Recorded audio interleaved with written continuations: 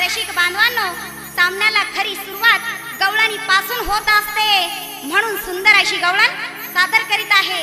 ती राधा त्या कान्हाला काय म्हणते, माळी बुवा लक्ष असू द्या।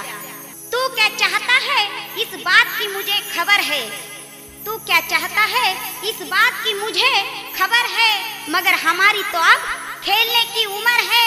मैं तो अपनी गिल्ली साथ में लेकर आई हूँ। ए कन्हैया दिखा दे तेरा डंडा किधर है, दिखा दे तेरा डंडा किधर है। ऐका गवळण सादर करीत आहे।